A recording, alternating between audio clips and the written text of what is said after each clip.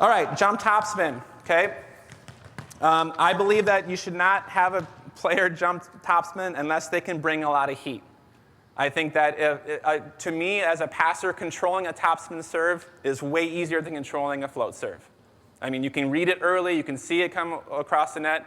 It's showing you exactly where it's going early. But if you can bring a lot of heat, and furthermore, if you can get it to cut one way or the other, then you've got a nice serve to work with. One of the best jump servers that I've ever coached is Whitney, for sure.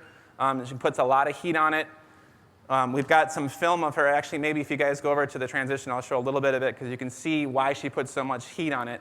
But she does a really nice job of firing with her shoulder through the contact, just like we talked about in attacking. The key to a good jump topspin serve, hands down, is a good toss. And this is the one time I'll use the word toss. We lift for the jump float, we lift for the standing float, but these are tosses.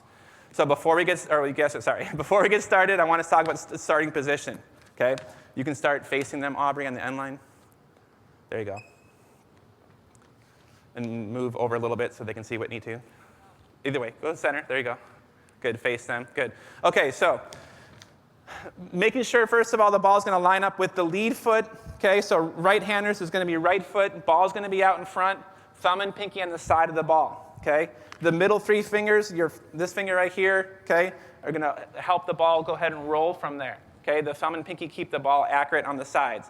So Aubrey being lefty, she's going to switch that to left foot. Okay? She's going to have the ball out here. Eyes stay on the ball the entire time. Weight is going to start just a little bit on that front foot. Okay? From here, slight bend in the knees. Okay? We want an accurate toss. We want to keep that hand and lay that ball up with lots of velocity on the spin. More velocity on the ball in terms of spins, okay? More revolutions allows you to save your shoulder till your senior year, okay? Without having to hit it quite as hard, and you still get the cut on it, okay? So we're going to watch just a couple of tosses right now. It's fine. You can just stay in front. So just a couple of tosses right here, a slight bend in the knees. Good. I want them tossing at a point where they can toss, pause, approach. Toss, pause, approach. Absolute focus on the ball the whole time. Okay, come on over. You guys can go ahead and start serving. So we'll look at some of these here. So toss, pause, and approach. So absolute focus on the ball. There's an aggressive toss. Usually by the toss, you can tell if they're going to have a good connection. So this is also something that as a good topspin server needs to get, is knowing when they gave themselves a bad toss and what to do with it. A bad toss aggressively in the court is almost unfixable, and your mistake's going to be in the net. A bad toss straight up or a little bit behind you, you can fix. And oftentimes when you fix, what I mean by that is you reach back, you take some off of it, okay, and it's going to have a little bit more of a rainbow on it, but that is also extremely valuable serve, especially if you can hit the end line with it. That was a fix right there by Aubrey. When you're teaching this, when you're teaching the topspin, okay, it's valuable to oftentimes to start at the 10-foot line and start there. And you can kind of get a little bit more in the mechanics. But when you're teaching and you're having a lot of people with consistent errors, just give them more direction in terms of what to go for.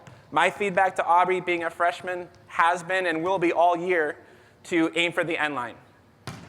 Whitney, I'm going to ask to continue to work on different cuts on the ball. She's got a natural swing from right to left. So when she serves, it cuts from right to left. What we did last week before she goes over to Finland to try out for a pro team is to go slide over on the left and see if she can do it today, and go thumb down on it on the finish. And when she does it, it looks pretty good. Aubrey, we're going to make sure that it's still mechanics and timing, and it'll be a couple years before we start going any further with that. There's a nice cut from left to right there. It's hard for you to see from there. You can't coach every kid in your gym the same. I know you know that. But make sure that your general feedback is for everybody in the beginning as basics, and then as you go around, give specific feedback to the people who need it. Okay?